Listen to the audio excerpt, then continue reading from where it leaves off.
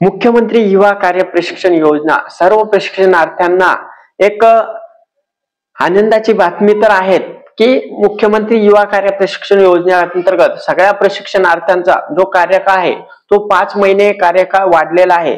त्यामुळे सगळ्या प्रशिक्षणार्थ्यांना ही एवढी आनंदाची बातमी आहे।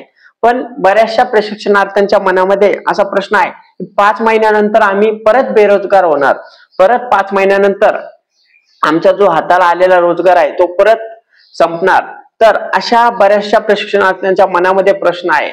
तर तुकाराम बाबांनी सांगितलं आहे की लढाई अजून संपलेली नाहीये, कारण आपण अजून जिंकलेलो नाहीये। त्यामुळे प्रशिक्षणार्थ्यांनी घाबरून जायचं काम नाही। 5 महिने कार्यकाळ वाढला ना, वाढू द्या, आनंदाची बातमी आहे। सगळ्या प्रशिक्षणार्थ्यांना माझं सांगणं आहे 5 महिने कार्यकाळ का होईना तुमचा वाढला ना, म्हणजे जे काही महामोर्चा जेवढं काही आंदोलन होतं त्याला यश आलेलं आहे, म्हणजे त्याला सुरुवात झालेली आहे।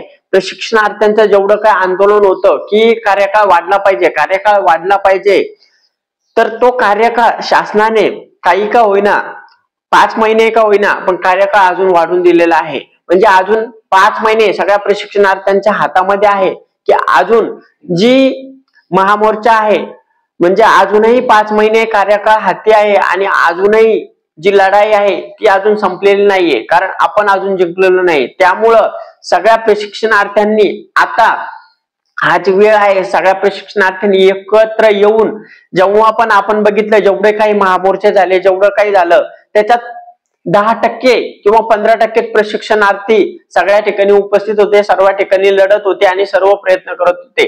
पण प्रत्येकाला यश आलेलं आहे, म्हणजे फक्त ते 10% 15% प्रशिक्षणार्थी आहे जे लढत आहे त्यांनाच यश आलेलं आहे किंवा त्यांचा कार्यकाळ वाढलाय का, नाही, सगळ्या प्रशिक्षणार्थ्यांचा कार्यकाळ वाढून दिलाय। तर आता सगळ्या प्रशिक्षणार्थ्यांनी एकत्र येऊन प्रयत्न करणं खूप गरजेचं आहे। सगळ्या प्रशिक्षणार्थ्यांनी बाबांच्या पाठीमागे असो, हरिभाऊ राठोड भाऊंच्या पाठीमागे असो, बालाजी भाऊ यांच्या पाठीमागे असो, जेवढे काही लोक आहेत, जेवढे काही झटत आहेत, तेवढ्या सगळ्यांच्या पाठीमागे उभं राहणं खूप गरजेचं आहे।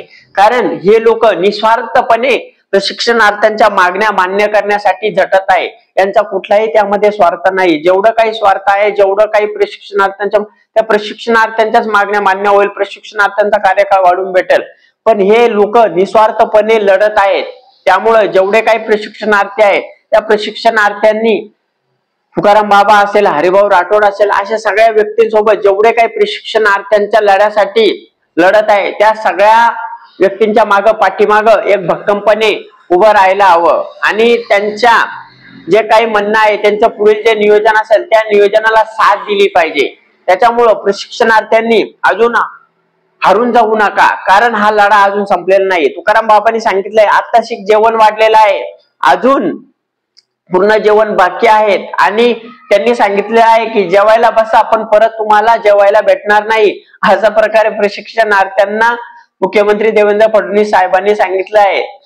तर आता लढाई खास सुरू झालेली आहे।